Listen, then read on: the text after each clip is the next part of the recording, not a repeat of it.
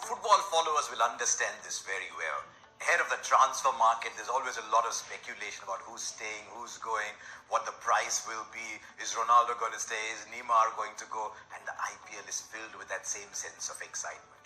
A lot of you send me messages on Twitter and Facebook saying, I think 1, 2, 3, 4, 5 should be retained.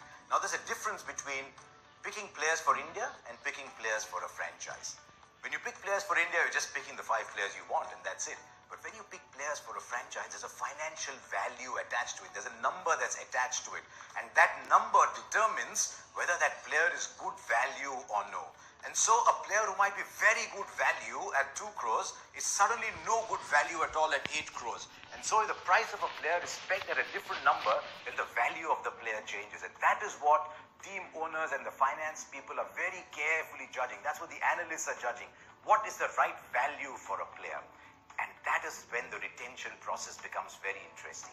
What the IPL Governing Council has done this time is interesting too. If you retain only 1 player, the deduction is 12.5 crores from your purse. If you retain 2 players, it's 12.5 plus 8.5, that's 21 crores. If you retain 3 players, then it's 15 plus 11 plus 7, that's 33 crores.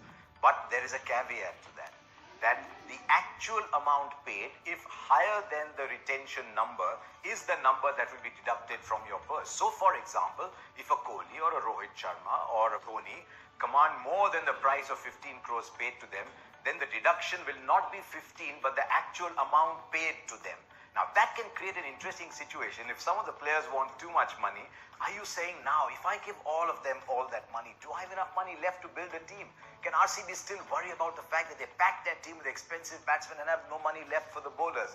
And that is when the right to match comes in as well.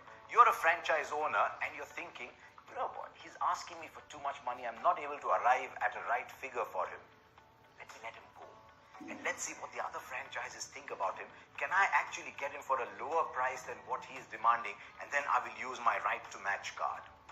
And so you might have a player who says, you know what, I'm the third retained player, it's 7 crores. You're only offering me 4.5 crores. I think I'm worth 7. Give me 7 or I'm going back into the auction. And you can say, okay, you go back into the auction, I'll retain my right to match card. And lo and behold, the highest bid is 3.5 crores. And the franchise actually saves money on that. But that is a call that the franchise has to take. And that is why the combination of retention and right to match is so interesting.